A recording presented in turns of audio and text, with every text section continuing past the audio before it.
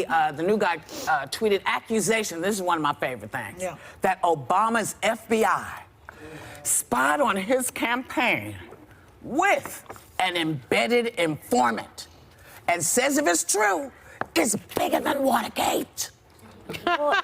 Now, what I'm missing in this, because usually, I thought Hillary and Obama work together generally when they're doing stuff like this. So where is Hillary? I guess she was not there that day, that he had an informant. This is also what's confusing, though, because the allegation is that Obama somehow sanctioned the FBI spying on Trump Tower or phone calls. With somebody, no, he's saying there's somebody in the campaign. This is what I mean, though. Like, this is what I'm talking about. Like, I am trying to figure out what's going on. I don't know what this means anymore. The reason it's hard to follow is because they're lying all the time. So that's a lie upon a lie upon a lie. And that's why you can't follow it.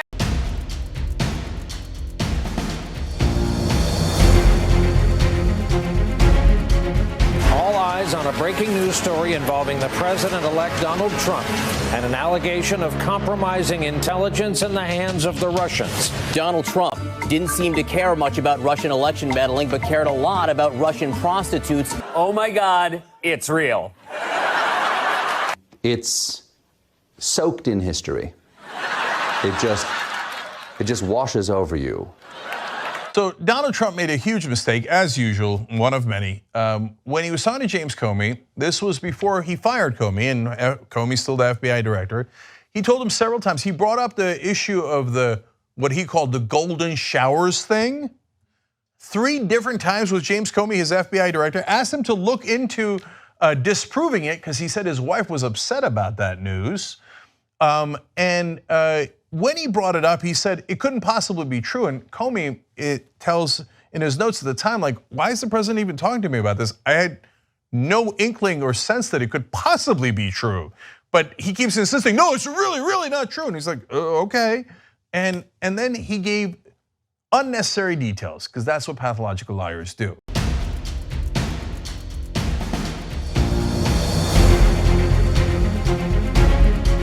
Good evening. For more than a year, the President of the United States has claimed the Russia story is a hoax. Now, a stunning indictment says it is not, no matter what the president has been saying again and again and again. Other presidents tried to say nice things about the Russians and other, warm things in their heart and they love, not in the face of an active attack. Hey, man.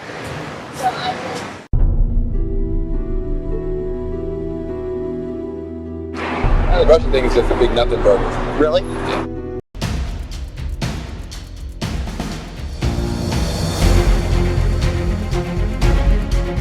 It was a drumbeat, a deafening drumbeat in the wake of 9/11 as President Bush, Vice President Cheney, and other top officials warned that Iraq had amassed a stockpile of illegal weapons and began building a case for war. And the media all too often acted as an echo chamber.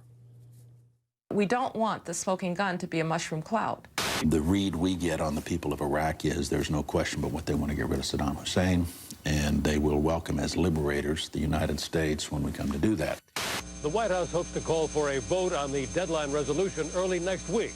If it passes, then by March 17th, as a senior official, Saddam Hussein will finally be out of final opportunities.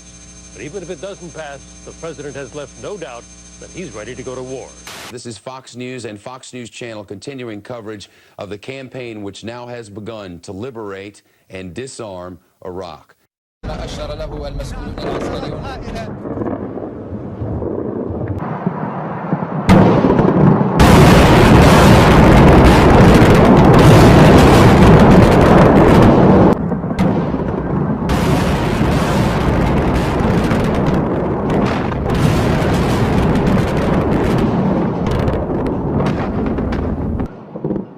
Those weapons of mass destruction got to be somewhere.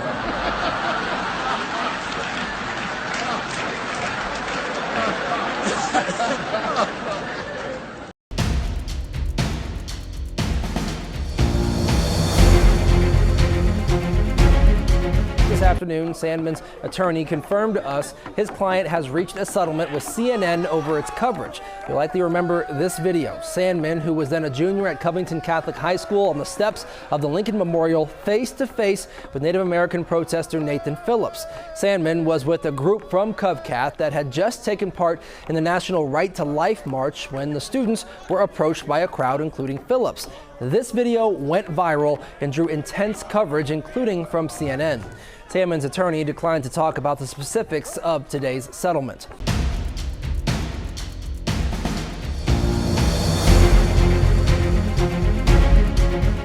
Are you willing tonight to condemn white supremacists and militia groups and to say that they need to stand down and not add to the violence in a number of these cities, as we saw in Kenosha? Do you want to call them? What do you want to call them? Give me a name. Give me a white name. Supremacists and white white supremacists and right Proud Boys, stand back and stand by.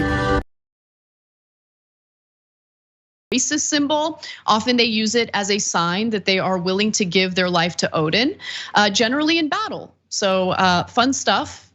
Losers, losers. Like, just go to Comic-Con. I mean, I just stop with this cosplay. It's so ridiculous, but they're always trying to find some like mythological reason that the whites are the best, and here, let me put on my costume and I feel like a big man. But she also, in that hearing, I'm not sure if you have the clip, but pointed out that that same gun manufacturer, I believe, was selling weapons with the floral print that the Boogaloo Boys wear as a symbol of, you know, their fealty to one another. Hey, let's all wear flowers and we'll be a white supremacist group together. Yippee! Again, the amount of dress up that is involved with these white supremacists will never fails to amuse me.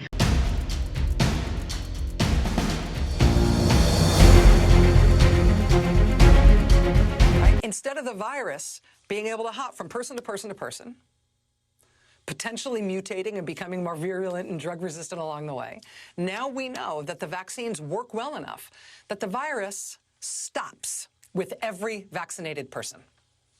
A vaccinated person gets exposed to the virus does not infect them, the virus cannot then use that person to go anywhere else. It cannot use a vaccinated person as a host to go get more people. That means the vaccines will get us to the end of this if we just go fast enough. Why is the president still referring to this as a pandemic of the unvaccinated?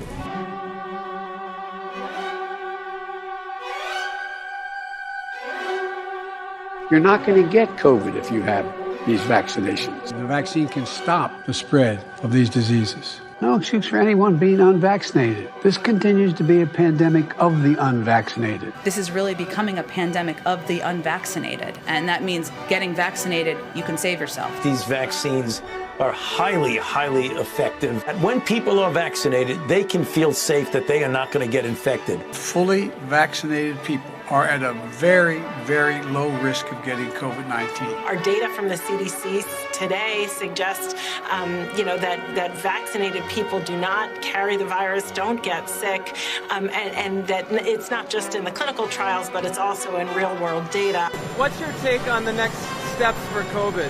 What should the country be doing right now? Getting vaccinated. And for those who aren't? They've got a problem. We have the capacity to control it. They should get vaccinated. Let me emphasize that if you are vaccinated, you have a very high degree of protection, and therefore you do not need to wear a mask. This is a pandemic of the unvaccinated. The unvaccinated overcrowd our hospitals. Well, guess what? How about patriotism? How about making sure that you're vaccinated so you do not spread the disease to anybody else? Should we have any worries about walking by someone on the street who may be unvaccinated?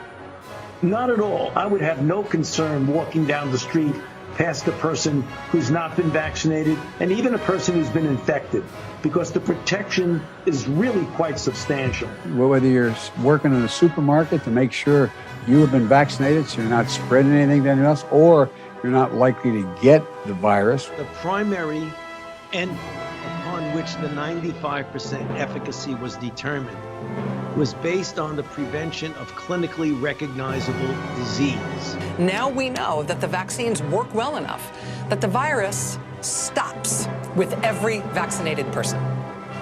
A vaccinated person gets exposed to the virus does not infect them. The virus cannot then use that person to go anywhere else. They changed the definition of vaccine so that they could call these vaccines. We have Pfizer and Moderna documents. I can show you, take a look at the SEC filings, acknowledging that mRNA is a gene therapy. So that, to me, that conversation is laid to rest. Pfizer and Moderna have both admitted openly in federal filings that mRNA technology is gene therapy. So, you know, that makes it so that these are a new category of drugs. So if you're wondering why so many side effects are possible, it's because it's an untested category of drug. We don't have the 10 to 15 year development cycle you'd normally have, so they don't know what's going to happen. What's turned out to happen is a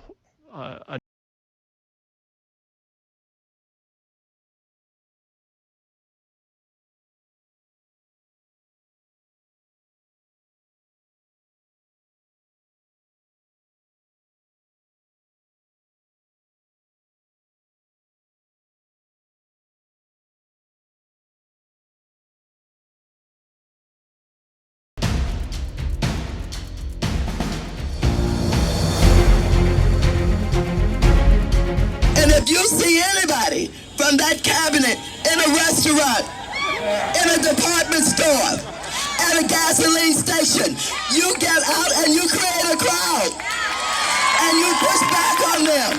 And you tell them they're not welcome anymore. Supporting the president. You ain't supporting.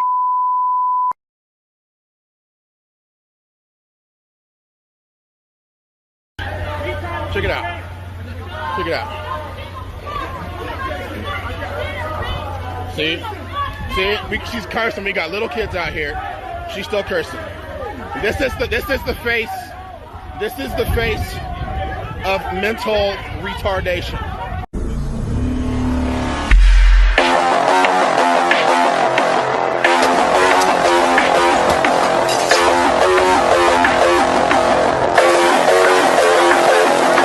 Bad, bro. Fuck white people, bro. They bad as fuck, bro. Today, this country is built for white people, by white people, and no matter how much we fuck shit up, it ain't never gonna change, dog.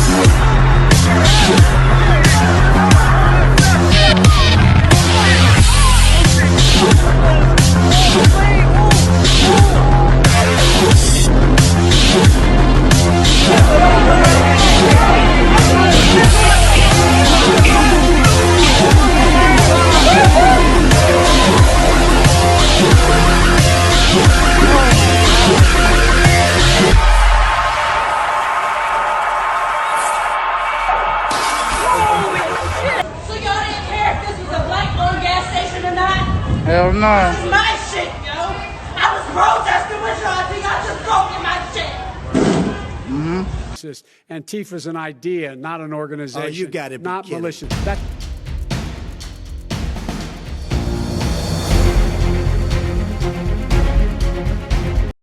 allegation of misconduct by Brett Kavanaugh at a college party set off a firestorm.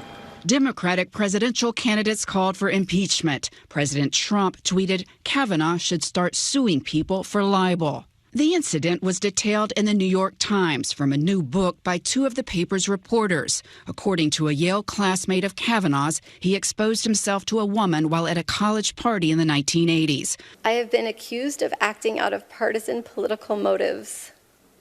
Those who say that do not know me. I am an independent person and I am no one's pawn.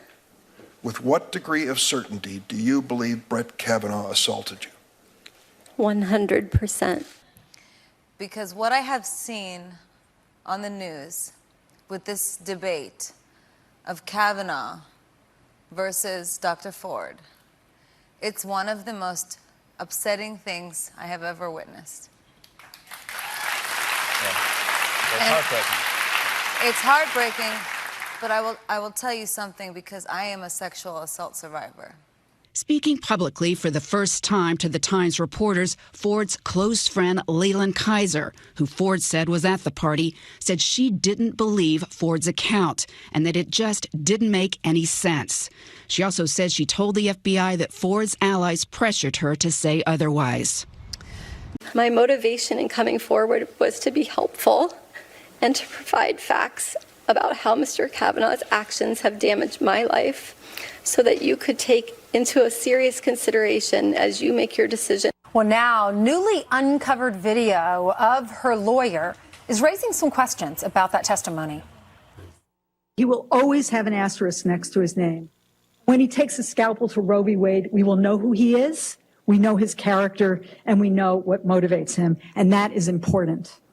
It is important that we know, and that was part of what motivated Christine. I will not be intimidated into withdrawing from this process. You've tried hard. You've given it your all. No one can question your effort. But your coordinated and well-funded effort to destroy my good name and destroy my family will not drive me out. The vile threats of violence against my family will not drive me out. You may defeat me in the final vote, but you'll never get me to quit. Never. I want to tell you, Kavanaugh, you have released the whirlwind, and you will pay the price. In the day's other news, a California man was charged with attempted murder after being arrested near the Maryland home of U.S. Supreme Court Justice Brett Kavanaugh. A criminal complaint said Nicholas Roski had a gun and a knife and threatened to kill Kavanaugh, partly over an impending abortion decision.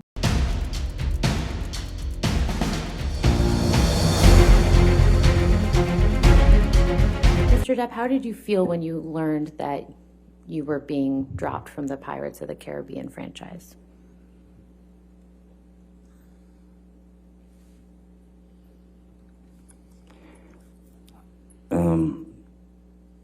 Well, it was the Pirates of the Caribbean franchise.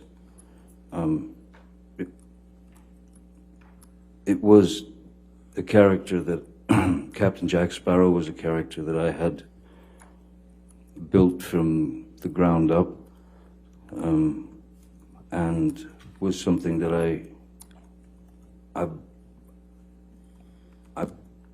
course put a lot of as you do with all characters, but you put a lot of yourself into the character. So, and also having worked on these films with these people and having added much of myself, much of my own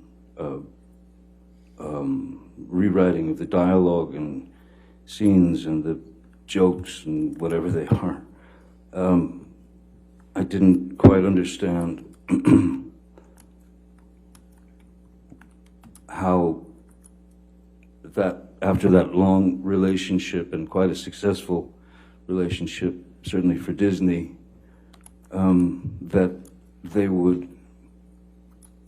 that suddenly I was guilty until proven innocent. There is no question Ms. Heard did lie to this jury over and over and over, in my view. And in the end, whether it was this accumulation of obvious lies or just an overall belief that she made up this entire story, they rejected her testimonial, period. In the wake of the verdict, Ms. Heard blamed the, quote, disproportionate power, influence, and sway of her ex-husband. There's no question Johnny Depp did have more star power and sway within this courtroom, not to mention with the court of public opinion. But that was not an insurmountable obstacle. It was a factor in the trial, but it wasn't why she lost. Her own duplicity was. She lied over inconsequential things and hugely significant things as well, which I outlined in yesterday's show before we knew we had a verdict. And while she easily could have owned up to it with this jury by saying, for example, okay, I did leak to TMZ. I'm not proud of it, but I did it because I feared he would crush me in what I knew would be the coming PR war. She would have been in so much better of a position, but she couldn't admit to anything that might expose her as conniving, as a manipulator. That was a truth too scary to let them see, and her attempts to hide it only made it more obvious. She goes on in her post-verdict statement as follows, quote, I'm even more disappointed with what this verdict means for other women. It sets back the idea that violence against women is to be taken seriously. That's not true. I don't agree with that. Her allegations of violence were taken extremely seriously. She had 2 courts spend months at a time on them. She took the witness stand for 4 days in this trial, which lasted 6 weeks, to tell her story in a court of law. Her problem was not that she wasn't taken seriously. It's that her lies made her not believable. That is her failing, not one that will necessarily follow future accusers.